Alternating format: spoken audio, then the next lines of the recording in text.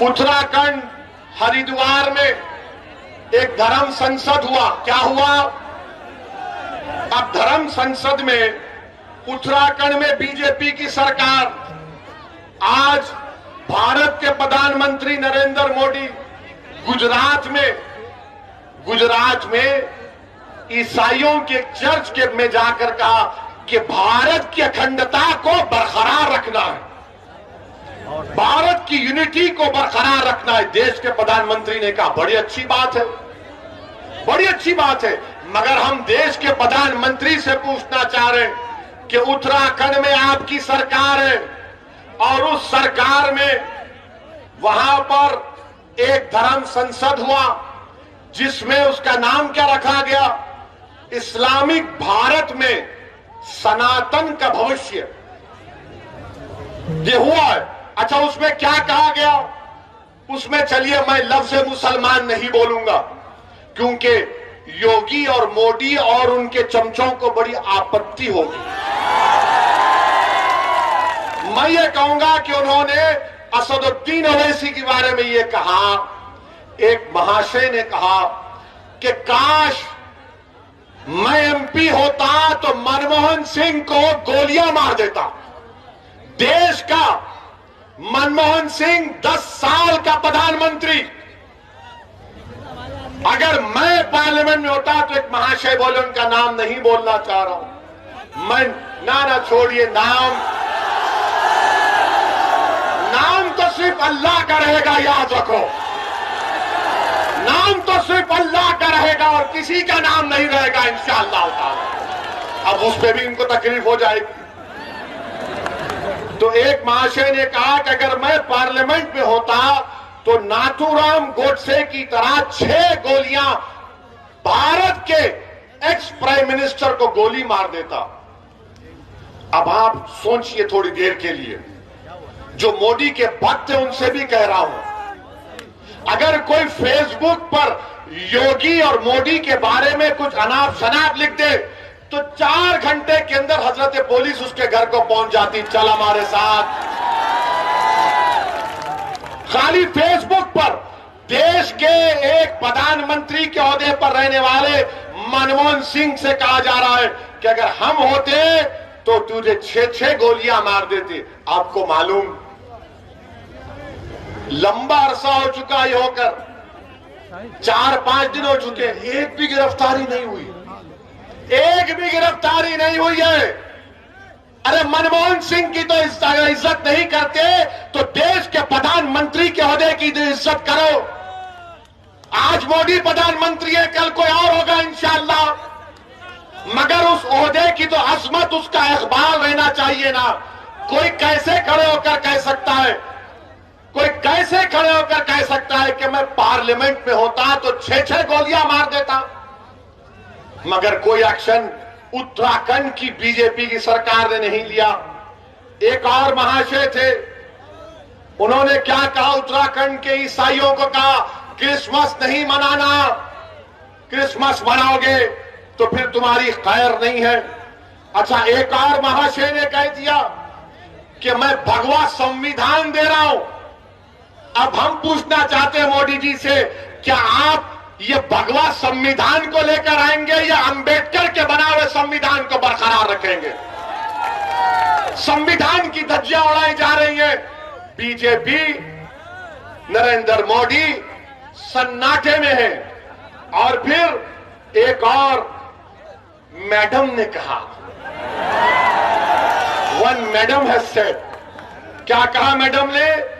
मुझे 100 सिपाही चाहिए जो 20 लाख ओवैसी की तरह लोगों को मार दे। भाषण में कहा, कमरे में नहीं, भाषण में कहा, और कहा कि भारत का संविधान गलत है और भारत के लोगों को नाथूराम गोडसे की पूजा करनी चाहिए। क्या करनी चाहिए? पूजा करनी चाहिए। वो गांधी का कातिल हरामी गोडसे की पूजा करेंगे।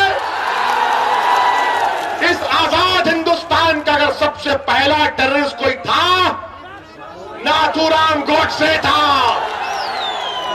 और मैडम बोल रही है उसकी पूजा करनी चाहिए।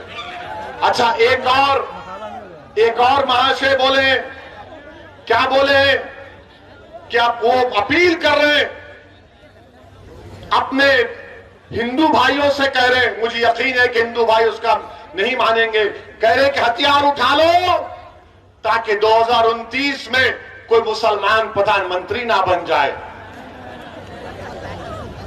और फिर वही एक और साहब कह रहे हैं कि जिस तरह म्यांमार में रोहिंग्या मुसलमानों को उनके मुल्क से निकाल दिया गया, उसी तरह मुसलमानों से उस तरह का हशर करना चाहिए।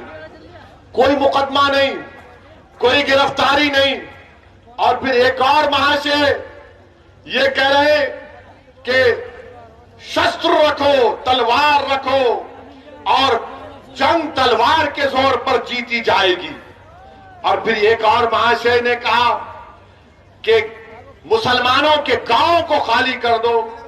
और एक और महाशय ने कहा कि जब तुम हमारी इस धर्म संसद से जाओगे तो ये इरादा करके जाओ कि किसी को नहीं छोड़ा जाएगा, रोहिंग्या मुसलमानों की तरह भारत के मुसलमानों का हशर कर दिया जाएगा।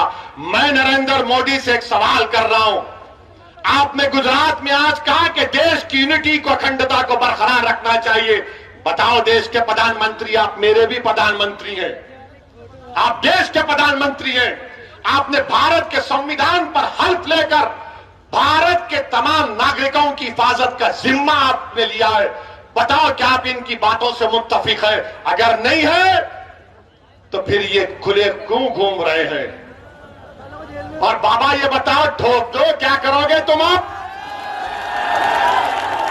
ये धर्म संसद में इस तरह की बकवास कही गई और वहां के डीजीपी साहब कहते हैं अनलॉफुल एक्टिविटीज प्रिवेंशन एक्ट नहीं लगेगा। डीजीपी साहब, हमको भी थोड़ा कानून आता है, आपकी तरह नहीं आता होगा, मगर भारत का कानून यह है कि जब भारत की आर्मी से कह रहे हैं लोग मुसलमानों को मार दो, तो क्या आप 121A का दफा नहीं लगा सकते? क्यों नहीं लगाया आपने, मेरा एक सवाल। और फिर आप 124A लग सकता है, धमकी 503 लग सकता है, आर्म्स एक्ट लग सकता है, और फिर आप सेक्शन 108 अबेटमेंट लग सकता है। और अगर यूएपीए नहीं लग सकता तो झूठ। यूएपीए में आप इन तमाम ऑर्गेनाइजेशन को बैन करो इनको, जो मनमोहन सिंह को मारने की धमकी दे रहे हैं, जो मुसलमानों को, भारत के मुसलमानों को, रोहिंग्या मुसलमानों का हाल करना चाहते। कुछ एक्शन बीजेपी नहीं लेगी। ये इस तरह की बातें ये लोग कर रहे हैं। और बीजेपी के लोग ओवैसी की 45 सेकंड की तकरीर पे पेट में दर्द हो जाता है। आप सोचिए, नहीं, ये जज्बात में लाने के लिए नहीं कह रहा हूं, याद रखिए, ये अंग्रेजी में बोलते ना, नहीं, ये फ्रिंज है। ये फ्रिंज नहीं, ये मेन एलिमेंट है। जो बीजेपी इनकी सरपरस्ती कर रही है, बीजेपी इनकी तायीद कर रही है, संघ परिवार इनकी सरपरस्ती कर रही है, और इस तरह के बुरे ख्यालात इनके।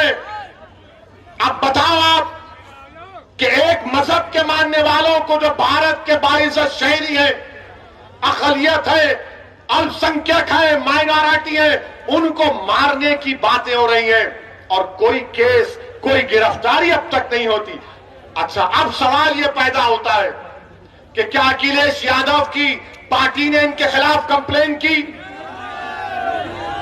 उत्तराखंड में भी समाजवादी है। कांग्रेस इलेक्शन लड़ने जा रही है, क्या कांग्रेस ने कंप्लेन दी? किसने दी? मजलिस इत्तेहादुल मुस्लिमीन के डॉक्टर नैयर कासमी ने जाकर कंप्लेन दी। क्यों कंप्लेन नहीं दी समाजवादी और कांग्रेस ने?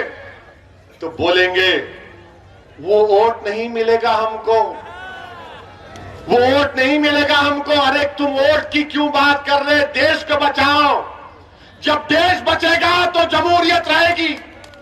ये देश में अनार्की पैदा करना चाह रहे, मगर समाजवादी कुछ नहीं बोलेगी, कांग्रेस कुछ नहीं बोलेगी। और क्या बोलेगी? ये ओवैसी का भड़काऊ भाषण होता है। ये भड़काऊ भाषण देता है। मैं एक एक लफ्ज को सच्चाई के साथ बयान कर रहा हूं, एक एक लफ्ज को सच्चाई के साथ आपके सामने बयान किया हूं।